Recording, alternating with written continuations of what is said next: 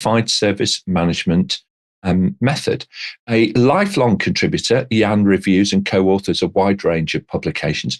Welcome back to Level Up, Jan. Thank you. Nice to be here again. I think I've been in service management for 35 plus years, but still lots of people are entering the scene, so I hope we can help them out. Absolutely. Thank you so much indeed. We're going to be tapping into some of that experience, I think, pretty shortly. Stephan Brendel joins again today. Of course, a great supporter of Level Up. He's also the regional manager, busy guy actually, here at APMG for Europe. And he's got a strong background in service management, having worked with large enterprise class organizations across his career. He understands the challenges. He's an active contributor to the service management community. So welcome back to Level Up, Stephan. Yeah, thanks, Nick. Really, really great to be back here. And just to echo a little bit on Jan, yes, there are people entering the scene, but under different circumstances than they used to. And I think that's why breaking into service management in 2024 is a great topic for today. Thank you so much indeed. Indeed, it is. Ian Clark rejoins today. He's a director over at Fox IT Service Management in South Africa, and he focuses on delivering service management education, consulting, coaching, mentoring, and so on. A strong contributor, again, to the service management community. Can you see the theme here, everybody, about community and purpose and joining in and giving back and so on? Ian regularly contributes to membership organizations, meetups, and is also, of course, an author as well. So welcome back, Ian. Thanks, Nick. Hi to everybody out there and my esteemed panelists. I'm looking forward to the conversation. It's going to be a good session. Thank you.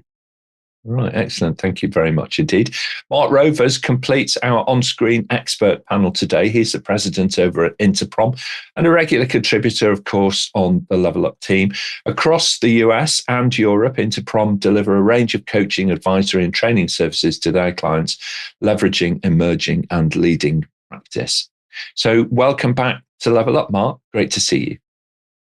Thank you, Nick. It's a pleasure to be here, as always.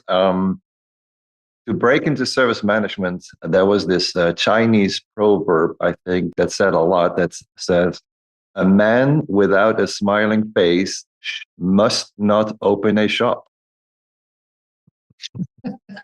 Okay, all right. I'm gonna make a note of that. A man without a smiling face must not open a shop. Okay, all right then. Well, we'll work on that throughout and see if we can fit that metaphor into some of our answers panel. That's your intellectual challenge for today. No show works without questions, and they're down to our producers online, of course. If you are online, say hi and introduce yourself. And neither would it work without the question master who selects the questions to put before the panel. And today, I'm very pleased to welcome back Charlotte Miller, who joins us from Yorkshire, I think, in the UK. Thanks, Nick. I'm not sure if anybody else is aware, but we've had a little bit of late start going live on LinkedIn and YouTube. So apologies that anybody has missed the introductions, but we're here now and we can start with our first question from Sebastian Hicks. Sebastian asks, I am new to service management. What should I focus on? All right. So great question, Sebastian. So thank you for submitting it. Panel, your thoughts. If you're new to service management, where do you actually begin? Where do you begin with that focus? Stephan, why don't you start us off, please? Well, there are probably several ways to get into service management, from either you're very new or you're coming from a different background, let's say from a technical background or sales background or whatsoever.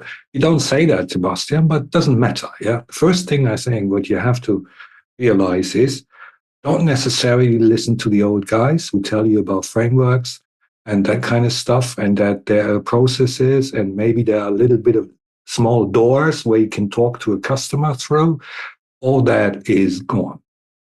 So focusing on service management today is focusing on teamwork, focusing on people, but understand processes, because everything else might change. It might even change how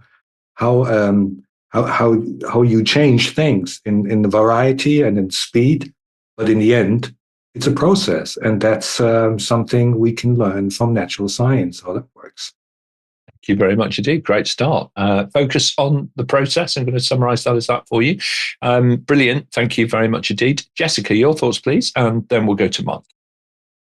Sure.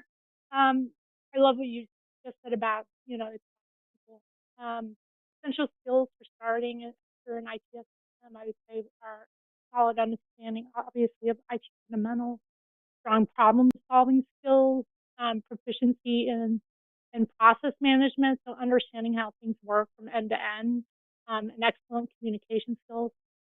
Obviously, having certifications or spending time learning about ITSM is a good thing to take time in. But one thing I strongly suggest is voice of the process. Getting to know process owners, process managers, other process teams, really talking to them about how their processes input or output to the process area that you're working in. Having those conversations with people currently working in the field can be really eye-opening and help you kind of get moving. Thank you very much indeed. Thank you, Gessica. I think we've been boosting your audio as we've been going along a little bit there. As we were, I'm quite old. I had to really kind of listen very hard at the beginning, but I think we're getting there right now. Thank you so much. Mike, your thoughts, please, and then we'll go to Ian. Yeah, I think the key part of this question is what should I focus on? And so I would ask Sebastian to really look at what are the different areas of service management. There's a number of areas: change management, configuration, problem, all the different areas. If you're very analytical, maybe you want to look more at problem management to define root cause and those kinds of things. So look at the different areas, understand where your strengths are and how they map into those various areas. And then the other thing I would say is if you are in an organization, whatnot, determine or find out what are the business needs. Where can someone with your skill set fit into the organization? Always remembering that IT enables the business. IT service management is really looking at the services that are being provided and how you fit into that equation. If you're enabling the business and if you're helping the business do things better today than you did yesterday, you're going to find yourself in a very good position. Excellent. Thank you. Really good point. We might explore that a little further.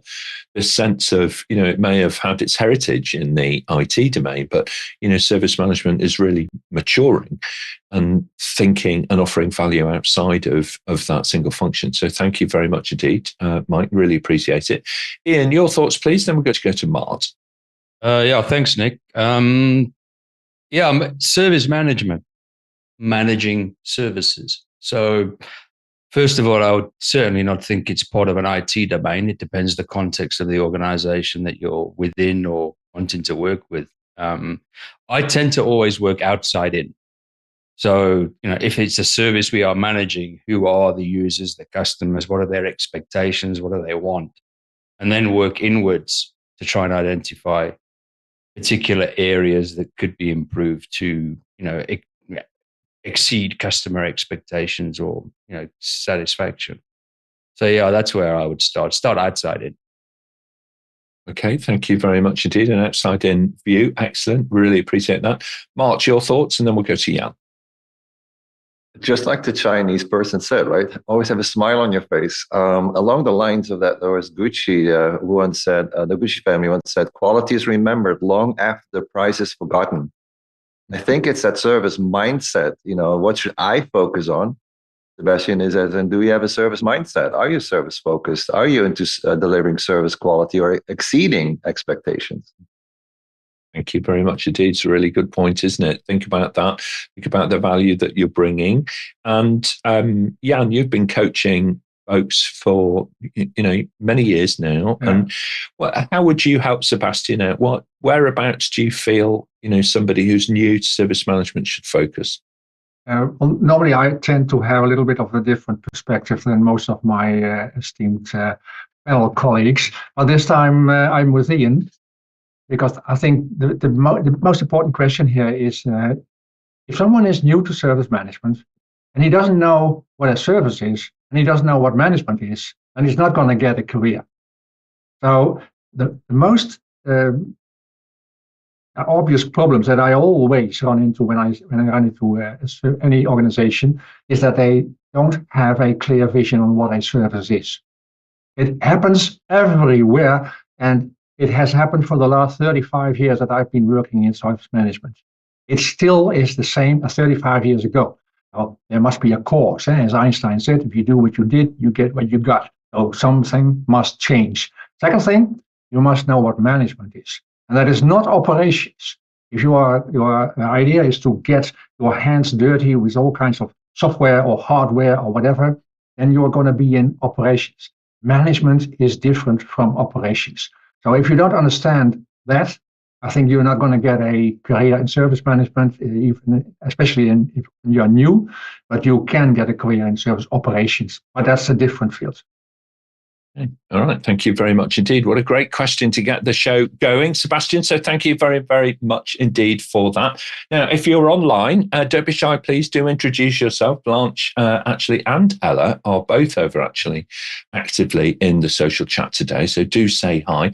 One of our regular contributors, Boleslaw, I can see that you've joined today. So thank you very much indeed for coming back to us. I know you've been busy on some other shows that we've been working on, so we appreciate that. But thank you for joining the audience today. We look forward to your questions coming through to us, Boleslaw, very shortly. And don't forget, everybody, if you're online, it's your questions that really do drive the show, the pre-submitted ones and also the ones that are given live. So we will give some time to those momentarily. Thank you, panel. Charlotte, if we can, I think we'll jump straight into the live questions as they're starting to stack up for us. Do we have a question for the panel? We certainly do, Nick. We have a question from a wonderful lady that I met earlier this week, Ira G. Ira asks, can ITSM/USM improve the organization's information security? If so, how? All right. Okay. So information security specifically, Mike, you straddled the kind of domains of, services, best practices, cyber security. And I guess there's, quite a bit of the information security element within all of that. Why don't you start us off with your thinking? Sure. So, so often the cyber team is different than the IT team and the ITSM team. And I think what we've been seeing over the last number of years is this merging of the two and understanding that one doesn't function well without the other, and one can't be protected without the other. I'll just take configuration management as a great example. Typically configuration management is in the ITSM space, and everyone thinks, okay, so that's an ITSM function. Yet without configuration management, strong configuration management, you don't have security. A matter of fact, NIST published a publication, NIST 800-128, titled Security Focused Configuration Management. Clearly, they work together. So I think I'll leave it at that, Nick, because it's so intertwined and it's so dependent on each other that you really can't separate the two. All right. Okay. Thank you very much indeed. And, it's a great comments there as well, actually, because it's the sort of thing when you start reading about this stuff online, the hyperlink was really invented for this, wasn't it? But you can kind of go round and round in circles. If you're like me, a bit of a learner, a bit of a junior when it comes to really understanding the nuances and so on. So appreciate that. Jan, your thoughts, please, and then we'll go to Mart. Actually, this is three questions in one, because the question lumps together IT service management and USM, Unified Service Management. Nice pair. And security management. Well, security, of course, is a non-functional requirement. It's something about quality. It doesn't tell you the function, it tells you the functioning of something you do. It must be secure. And of course, a quality aspect like that must be managed, especially in these days.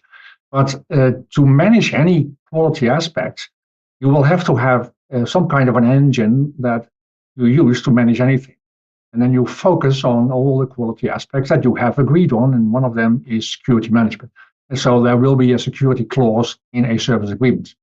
And you need to fulfill that security clause because that's important for the customer. So IT service management has has tended to focus on all kinds of practices, including the practice of security management, which is more of a function than a process, because it's not a process. It touches all processes. And that's where USM kicks in. USM provides a unified and universal process model to support any non-functional requirement that you want to achieve, including security management. So it's a pair. The USM can support IT service management, functions, practices, anything you like, and it can focus on security management. And of course, it should, because it's a hugely important component of what we do now. Thank you very much indeed. Thank you, Jan. I agree. It was a really kind of great approach, Ira, trying to pack 3 questions at least into one. So thank you for that. Mart, your thoughts, please. Then we'll go across to. I think we let's hear from you, Mart. Yeah. Absolutely. I totally agree with Mike and Jan. Those two practices are security and service management are so tightly integrated. Every service has a security aspect to it, and then every security practice cannot do without service management. So when it's about managing security incidents, when it's about managing a change that may be risky to implement, or when it's about the capacity that is needed, running out of capacity, causing any security breaches potentially. So these two are so heavily related and so tightly integrated. It's unthinkable to do one without the other. Absolutely. Thank you very much indeed. And Ian, final thoughts? Yeah, I think I'll agree with Jan and Mart in terms of it's just kind of fundamentally part of the quality of any service that we are going to manage. So looking at it from a reactive and proactive perspective tends to kind of work as well from a capability point of view, quickly detecting, security issues and handling them properly and proactively preventing security issues through various service management disciplines, practices. So does it help? Definitely yes, without a doubt. And there's some ideas why and how, I hope. Excellent. Thank you very much indeed. No, they are really, really helpful. Really appreciate it. Well done, Ira, for such a fantastic question. Charlotte, I can see questions are starting to come in now pretty quickly. So let's move on. We'll take our next question for the panel, please. Thanks, Nick. We've got a question from Alona, who's a regular viewer. Alona asks, what is the difference between service management and operations management? All right. Okay, panel. So in a nutshell, and by the way, this is not an exam question, so feel confident. We're not going to put up 4 options for you and test your knowledge in that sense. But in your lived experience, Stephan, let's start with you. In your lived experience, what would you say the difference is between service management and operations management? I want to keep this short because I think Jan touched on that already in the previous question. So operations is, or let me put it this way. The main question is it's a chicken and egg. So what is it that you need first? You need to know how to do things. That's operation. You're really hands-on. And the second is, how do you make that a service? Or you say, well, here's a service that people need, and now let's figure out how we're going to do this. But that is actually the big difference. All right, excellent. Thank you very much indeed. Really good reference point there. So I'm going to go to Mike next, and then we'll hear from Ian. Sure. For me, operations management is more the physical, the functional servers, database applications, network devices. You're looking at performance, availability, event management. You're looking to keep everything up, performing and whatnot. As soon as you start to deliver a service, those individual components make up that service, and now you're managing or monitoring to that service and delivering that service to the organization or outside the organization. So one seems to me to be more internally focused, making sure that the infrastructure, everything is enabled, running, and functional, and the other being the services that the organization is using to do their day-to-day functions. Without one, you don't have the other. Absolutely. Thank you very much indeed. And finally, Ian. Yeah, I agree with Mike. Silocytis, the dreaded disease that exists within the world. It's operationally silos looking after various parts of a service, of various day-to-day activities that need to be performed. Backups, restores, fixing incidents, operational day to day. Service is tying it all together and looking at it from that perspective and what the service will enable a client or a business to achieve. It's a different mindset, in my opinion, a different perspective. One is not better than the other. They're both necessary. Just different views, perspectives, really. Thank you very much. Jan, you wanted to add something? Yeah, indeed, Ed, because I'm again completely with Ian in this.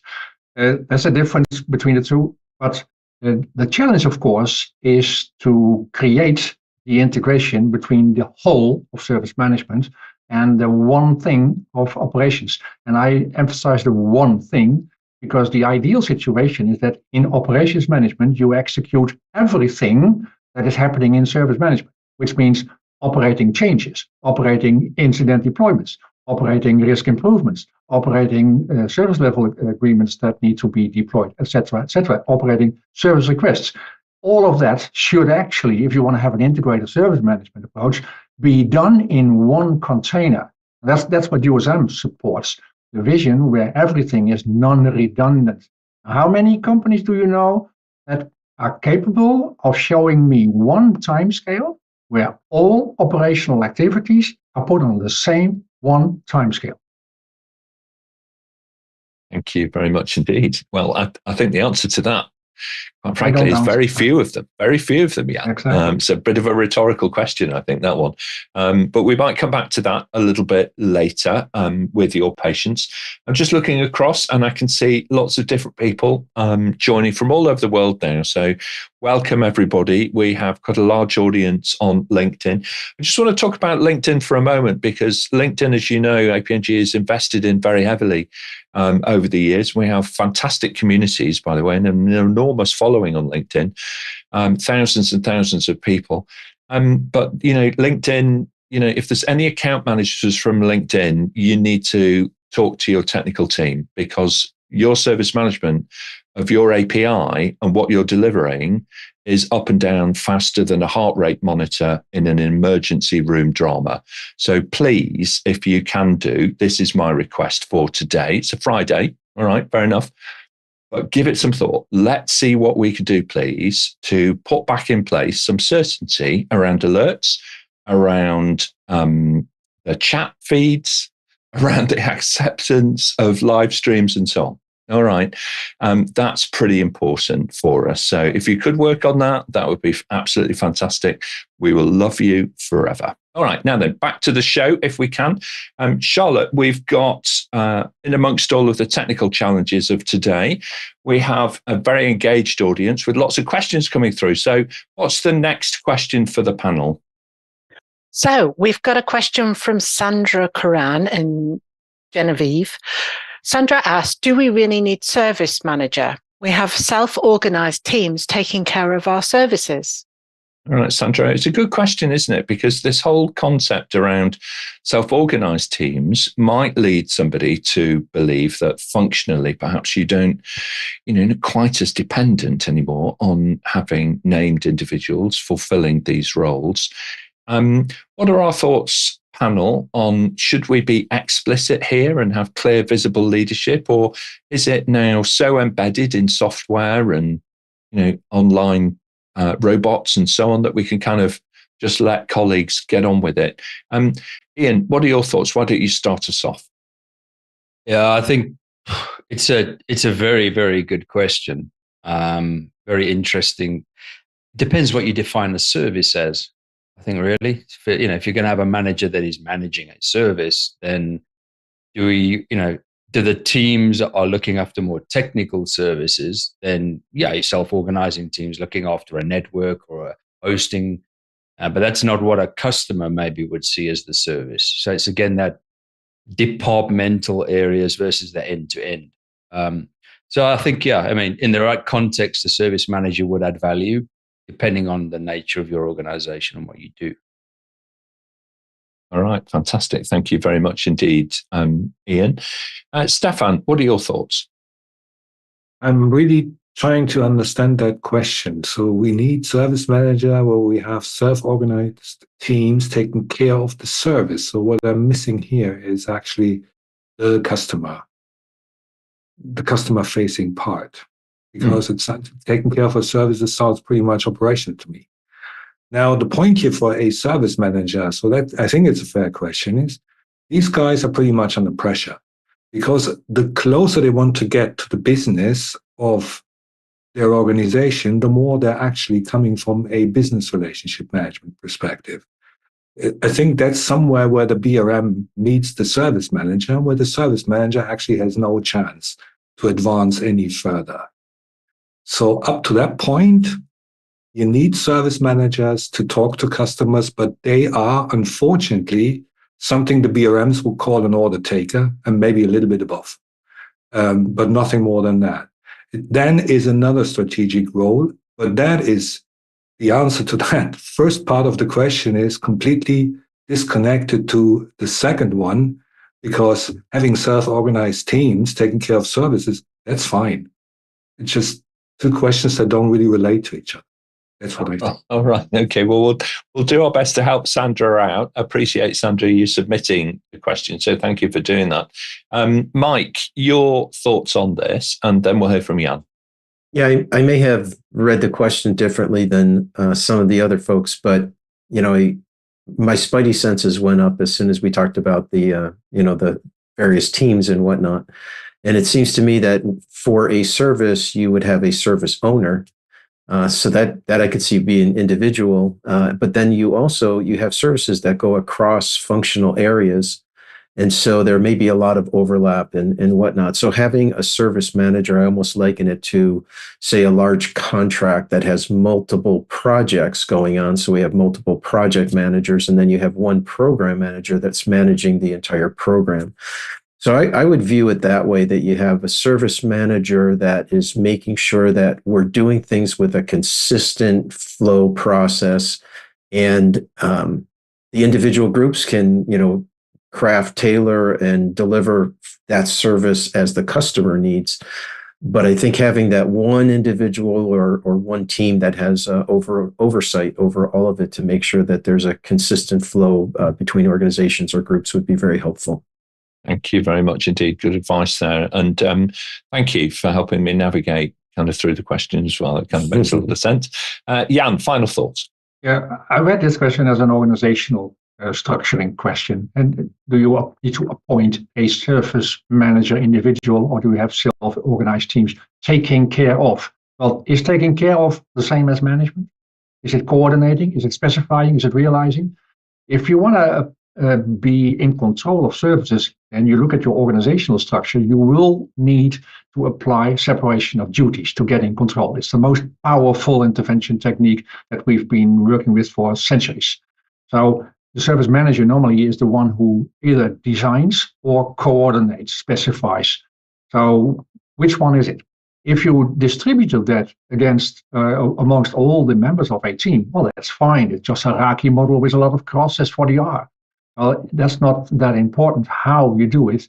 The thing is, you need to make someone or some construction responsible for specifying and realizing the management of the service. All right, thank you so much. And Mike, an additional final comment. Yeah, I just so appreciated what Jan shared. And you notice he said separation of duties. And we had an earlier question about security and IT service management, how they intertwine. And Jan, that was a great example of that. So thanks for sharing. All right, excellent. Yeah, it's a really good point, isn't it? You need clarity for people. And sometimes language can help, and sometimes it can hinder. And if you're fuzzy on these things, that's actually going to get in the way of true accountability, real ownership, and clarity on who is doing what.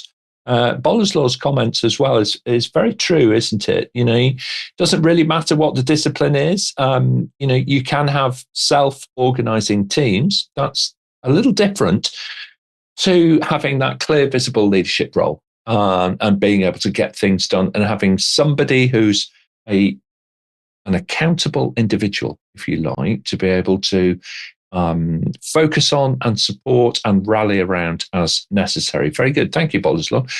Great metaphor there and a link across and into project management. Now, if you're online, this is just about the last time for you to be able to ask your questions, because we got quite a lot to cut through today. So do pop your question into the chat. It's all that you need to do. We'll pick it up from there and bring it into the panel. All right, excellent. Charlotte, if we can, let's move on. We'll take the next question, please. Thanks, Nick. Our next question is quite a controversial one. It's from Sandra again, and Sandra asks, there are several frameworks around. Which one is best? Okay, I wondered if we would get this. Okay, now then, Sandra. I think we're not in the business here of kind of going for the, if you're in Australia, the Vegemite option here. Okay, so what we're all about is peace and harmony, and if the panel get it right, then we'll all sing a song at the end. Mart, why don't you start us off? Because throughout your career, you may have worked with an organisation similar to one of my clients in the past who'd adopted every kind of technology and retired none of it. So is the same true of this kind of thing, of methods and frameworks? Does that happen in real life? It's so true. It's so true. I mean, the key word here, which one is best? Well, let's define best. Well, we won't go there, but I always say, well, keep it simple. Look for something that is something you can wrap your arms around and that doesn't drown you within the first couple of hours or days once you start embarking on it. So look for frameworks that are simple. Thank you very much indeed. Fit for purpose, I would imagine. Yes. Keeping it simple makes a lot of sense to me. Stephan, your thoughts, please, then we'll get to Ian. Maybe I just share an observation that we have from the IT service management community, at least where I'm active in, is that frameworks really don't matter that much anymore. There was a time this was very important for consultants like Mart, very important to tell people the truth, how to organize the chaos. It is not. We're seeing in our ITSM chapter, we're seeing new organizations, people joining. And the reason they join is because we stopped talking about frameworks. We started to talk about issues, problems, things, how to work with people together. That's why they joined the community again. So there is no best. There are elements, and it's probably a lot of cherry picking. I mean, ITSMF started with ITIL to explain the world what ITIL is. The world has understood what ITIL is. So up to new frontiers. There are new challenges that need to be addressed. And of course, there's FitSM based on this, and there's OpenSM based on that. And then you have an architectural model like USM, and you can use everything, organize yourself. But if you don't get the teams together, if you don't do people management and all that, then this is what service management in 2024 really is. Thank you very much. I agree with you. I think the landscape is actually, it used to be green rolling fields with like-minded people coming together and writing down leading practice for the first time and sharing it. The ITSMF community was brilliant at doing that. And I remember hosting, meetings, local meetings, in our offices and in our workshop rooms and our training rooms about 100 years ago, early on in my career. Now, since then, that green rolling landscape has been built upon like crazy. And now it's really difficult actually to see from one horizon to the other without being in the shade of one or more methods, tools, frameworks, and so on and so on. So completely agree with you there. Very, very different now to what it was before. Ian, your thoughts, please, and then Gessica. Yeah, it's a really good question again. And my short answer to that is the one that you create is the best one.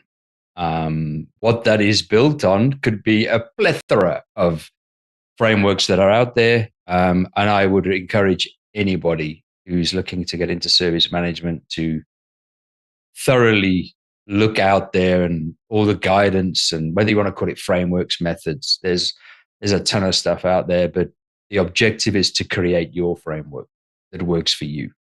So that's my take on it.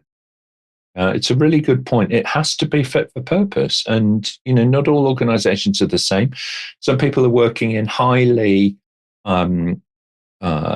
regulated environments. Other people have greater degrees of freedom. There are commonalities and there are differences which are really, really important to be able to focus on.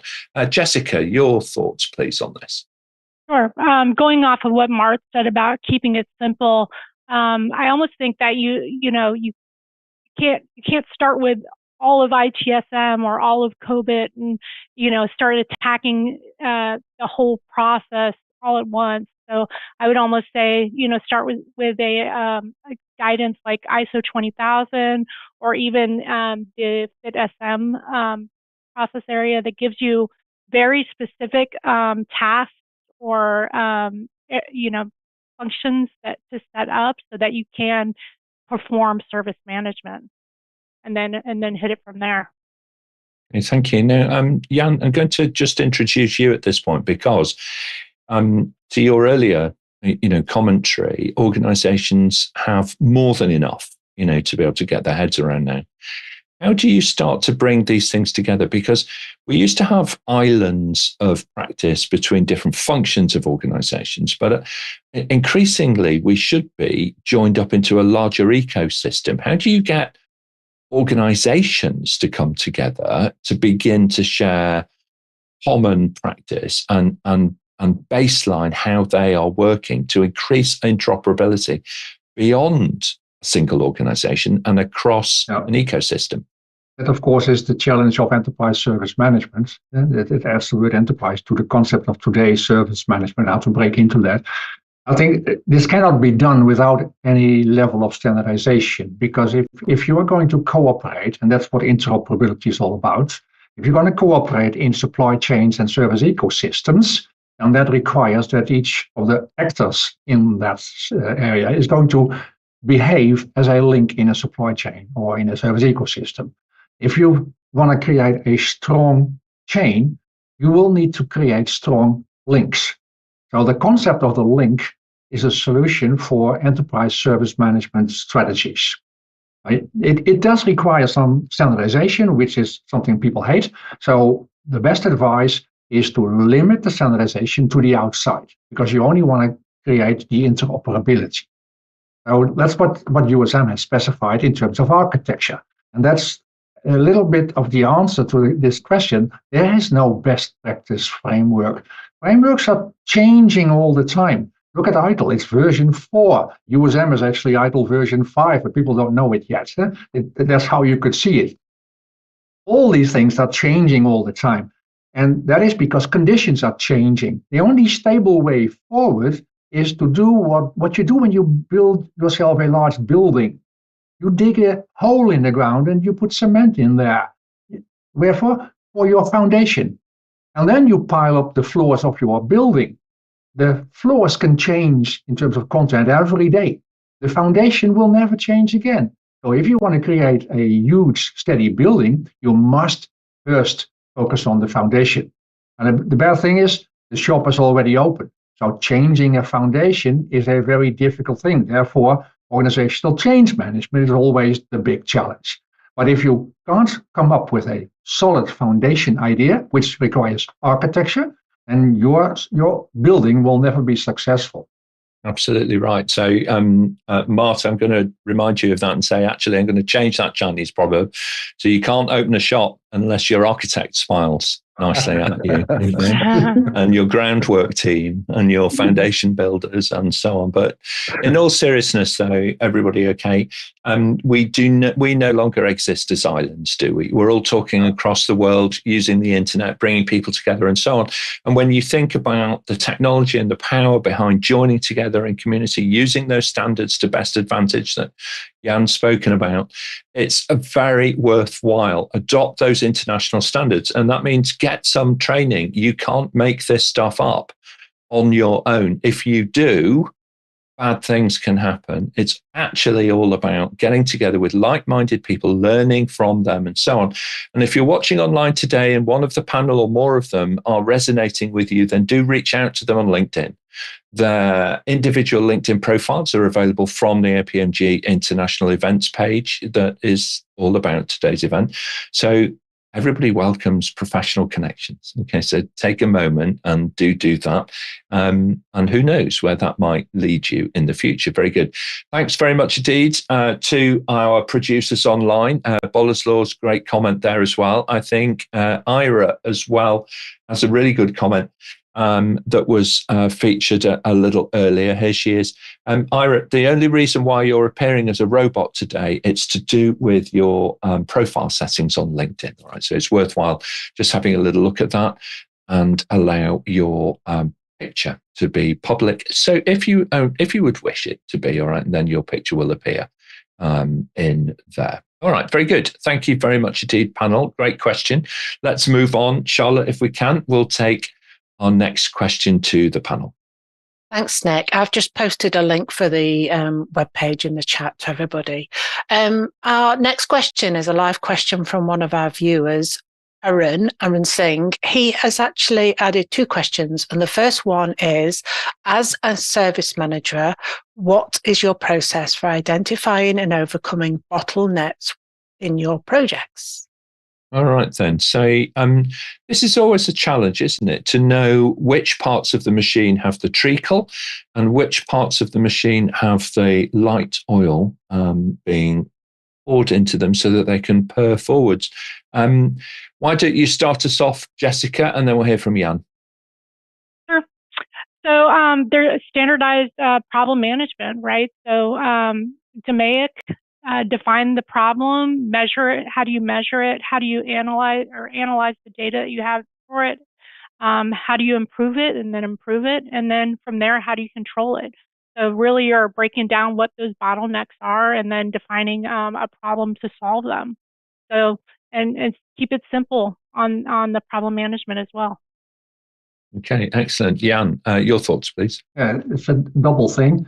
First of all, projects should be part of service management because they normally only focus on something that you change, so they are part of the change management activity. So projects should be embedded in your service management strategy. That's the first thing. And then the big question is, what is your process for that? Well, not a practice, but the process which generates practices. And I'm with you, Jessica. Problem management is one of the things you do, but it's typically an idle term. And it's very immature in terms of what people outside of service management have been doing for ages. They have been looking at improving by looking at the process of risk management. Now, if you look at the USM process model, it has one process for any improvement activity, whether it's reactive, proactive, or however you want to see that. Whether it's looking at problem management or security management, which is also about improving, or capacity management, which is also about improving.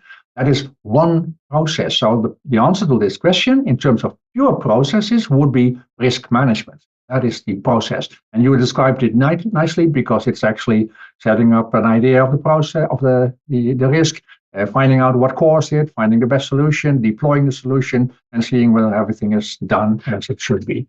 And that's the logic of the whole thing. And processes are always logic. Thank you very much indeed. Thank you. And Ian, final thoughts before we move on. Yeah, it's just a very quick one, Nick, on top of what Jan was saying. And Jessica, they're asking for the process for identifying bottlenecks. I'm kind of looking at this from a more substantial perspective. And there's a kind of a new philosophy out there called design thinking, especially something called the DT method, which we've come across quite recently. And that is a very, very nice structured process to actually uncover causes and ideate potential solutions and come up with some ideas of how to remove those bottlenecks. So I'm kind of saying it would be really beneficial, I think, in that particular instance to focus on things like design thinking. Thank you very much indeed. Really appreciate that. And I agree with the design thinking work, actually. It's really quite radical, and radical in the true sense. It gets to the heart of the matter, right? And if you think that you've been around the block a few times and there's nothing new to learn, actually, I can assure you that there really is. But I would Google this. All right, this is great. Thanks. No need to Google it, is it? There you are. Point your phone at the screen, people, and you will pick it up from there. And I think that you are going to find real value in the commentary from today's panel. Right? There's some fantastic things here. You could save lots of dollars, euros, pounds, and pennies around the world for sure by doing some of the things, putting some of the panel's ideas into action. With your colleagues over the coming weeks and months will make a massive difference. Aaron, thank you very much indeed. As an operations director, my process for identifying bottlenecks is pretty clear. People aren't shy. So they tend to share where their pain is. The challenge sometimes is being able to figure out how best to fix that kind of issue without an unintended consequence of something else happening. And that's why you need some experts like the panel to be able to guide you and help you on your way, I think. So thank you very much indeed for the question, Aaron. Brilliant. Charlotte, I think we've got time for one final question to the panel, maybe two if we really sprint. I hope we've got time for two, Nick, because we've got some great questions. So our next question is from Aaron, who's just also asked a live question. Aaron asks, some staff stick to old procedures and resist change. As a service manager, how do you motivate them to adopt new processes? I think you're answering your own question, Aaron. I think the key is kind of in the text there somewhere. Ian, motivate us with some inspiration. Let's try. Include them. There you go. That's the biggest one for me. Spend time with them, unpack it, problem trees, challenge trees, identify why they're resistant, get specific, get down in the detail, include them in the solution. That for me tends to help overcome a lot of the resistance. Some people, generally may never want to be on board, but a majority do want to be part of a solution. Absolutely. Thank you very much indeed. Jessica, there was loud agreement kind of coming from your body language throughout, when Ian was speaking there. Your thoughts? Yeah, don't forget your people.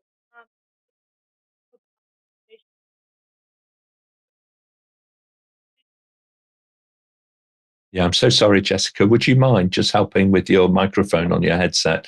If you could steer it down towards your mouth, that would be fantastic. Thank you. So thank you so much, because I genuinely missed that. I'm so sorry. I did actually miss that answer. So let's rewind and let's go again. Jessica, your thoughts, please. Okay. Sorry about that. So organizational change management has got to be part of the implementation of your process or even change of your process. So start there.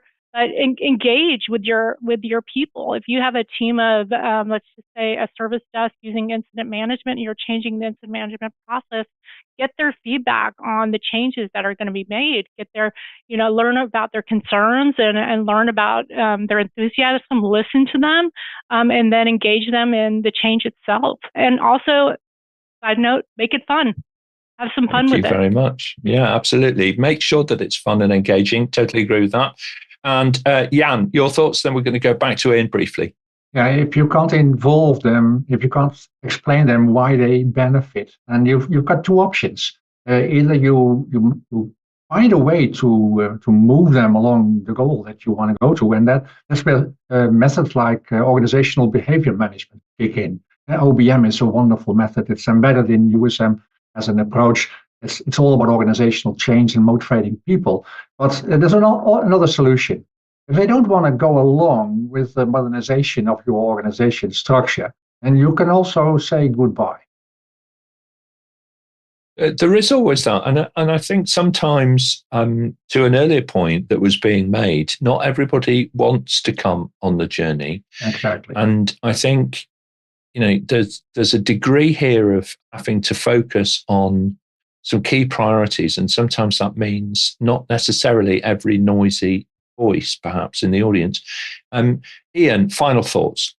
Yeah, just the final thing, Nick. It's just we're talking about service management, and AI is a huge thing at the moment, from a technological perspective. But people, like you mentioned it now, organizational behavior, people behavior, almost, understanding people and how what motivates them, is, I think, a skill set for every service manager nowadays. So I just wanted to add that as well.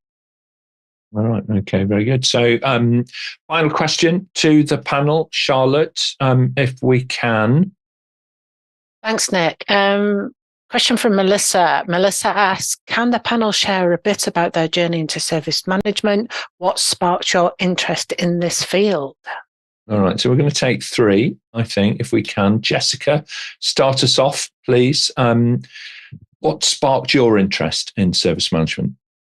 I think I was doing service management before I realized what exactly was happening. So I was doing asset management essentially when I started, and then I realized that asset flows into service request fulfillment and all of these other process areas. And somebody introduced me to an ITIL book and said, "Oh yeah, this is what you're actually doing." And then I started using that to to align processes and then kind of dive into different areas from there. Okay, thank you very much indeed, Gessica. If we move at pace, we might fit more in. Stephan, your thoughts, and then we'll go to Mike. If I skip all that IBM stuff to what I mentioned before, the key thing for me into service management actually was when I was in a project to define service level agreements. And I wonder what's in the back. How do you get this done? And that was me diving into these kind of frameworks or ideas, principles that existed. Excellent. Thank you very much indeed. Mike, your thoughts, and we're going to hear from Jan. Yeah, for me, it was I was at Hewlett Packard at the time and doing a lot of training and delivery for more of the ITOM area. And they needed somebody to write a course for their service desk. They had just acquired a company that brought the ITSM-based service desk in. And so I put my hand up and went down that path. And after my first ITIL course, everything the light went on, the switch was on, and I was fully on board. Thank you very much indeed. Hewlett Packard features a lot actually in the formulation of approach and careers and so on for a whole generation. So I might come back to that in a moment if I can. Jan and then Mart. If you look at the economy, everything is services. We live in a service-dominated economy. No goods transaction economy, services. And that makes everyone depending upon all the others. And that means that if you're not in control, you're not going to survive. It's easy, you will be replaced. So the big challenge was to get in control. And I was raised in an academic study on biomathematics where I studied system thinking. And my first encounter with organizations in business, I worked with the Dutch National Post. There I saw an organization that I could compare with a system, and I could try to get in control by understanding the system. So this system aspect of organizations, that is what sparked my interest, and that's actually what led to the development of USM, a systematic approach to any service of any business. Thank you so much indeed. Mart and then Ian. What sparked my interest was that service management was all about making people that you work with or work for happy. That was it. I was sold. Fantastic. Thank you very much indeed. Ian, is it all about the outcome? Is it all about the feeling?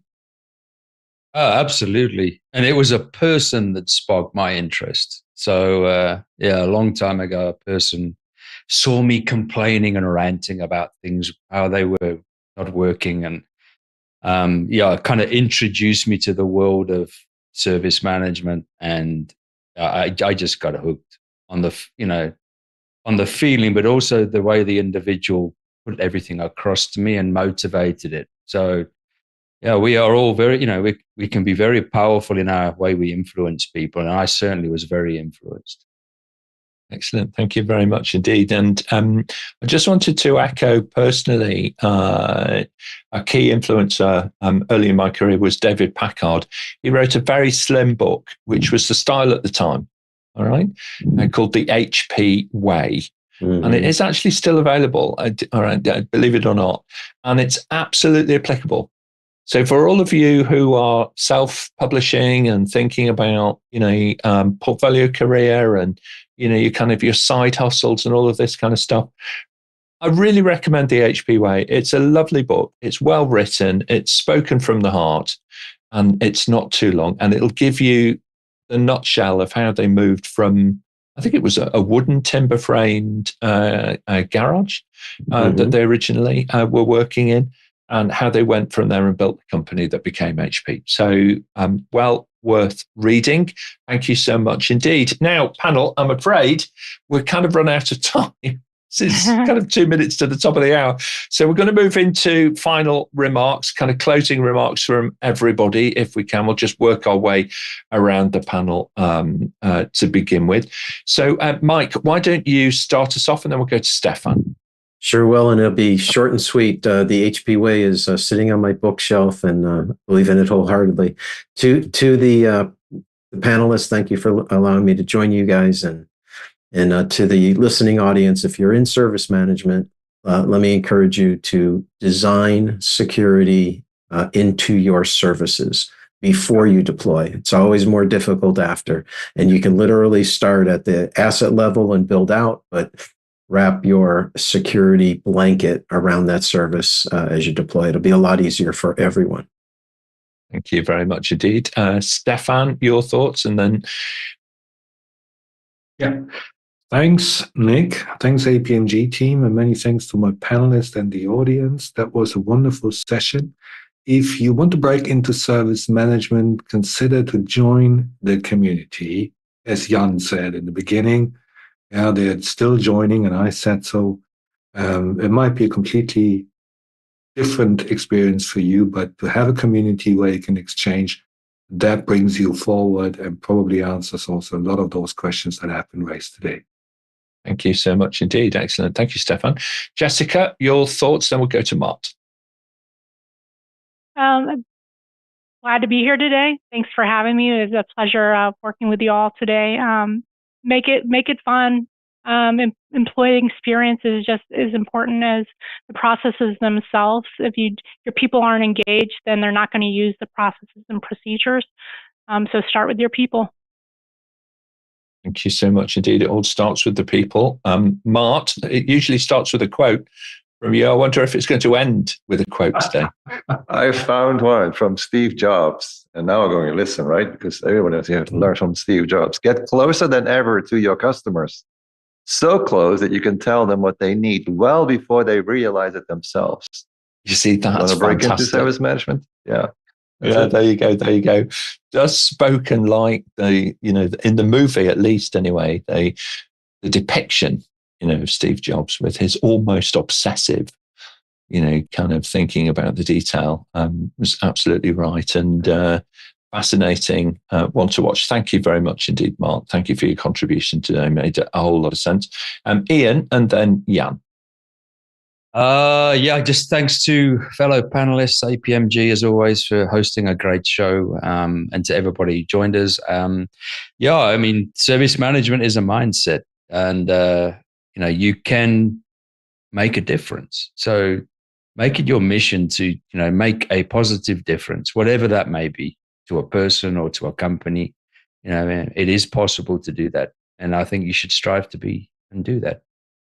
It's a great mantra, actually. That. Thank you, Ian. And I know that that's something that you live, that mantra day to day. So I really appreciate it. Thank you. And Jan, your thoughts. Nice questions today, and it's always good to see different perspectives on the same issue. But I would also like to end with a quote like Mart. One of my biggest friends is Albert Einstein, and he presumably said that we cannot solve our problems with the same thinking we used when we created them, which means that we need to think differently. And that's what I hope to contribute to. Thank you very much indeed. Thank you so much, Jan. Really appreciate that. And Charlotte, it's been an interesting event. Lots of different things kind of happening. You've been running up and down all the metaphorical little canes, keeping the plate spinning on top and selecting the right questions for the panel. Your thoughts on today's episode? Yeah, I think firstly we need to start with an apology for our late parade on live today for this episode. A big shout out to our technical director, Nigel, for his fast finger sorting the problems out.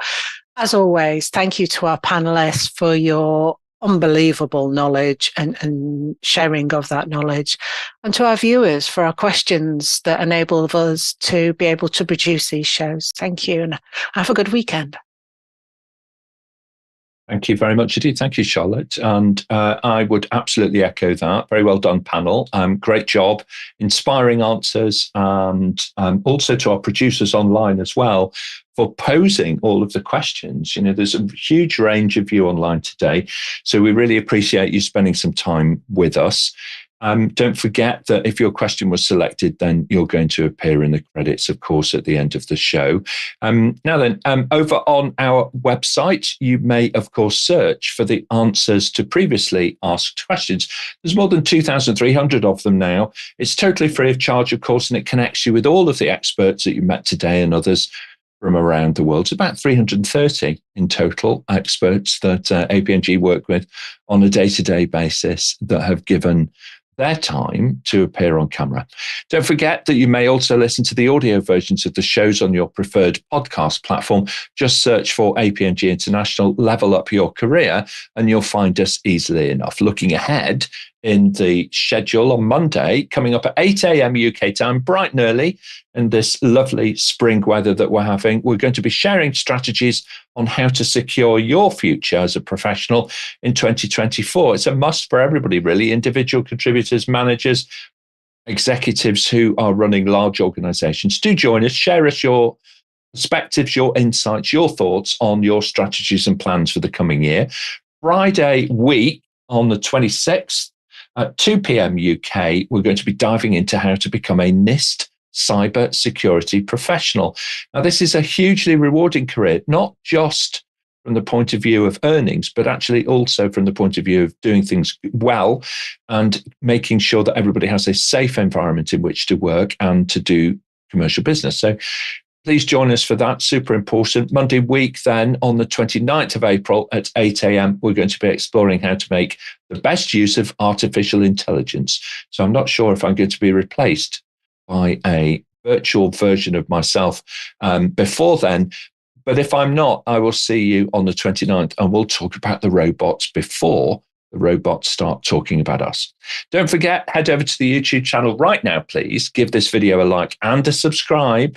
Make sure that you do that and just ask, and we will, of course, send you a personal summary of what's coming up and how you too can join us here on the panel and level up your career with APMG. So thanks very much, everybody. Have a brilliant weekend.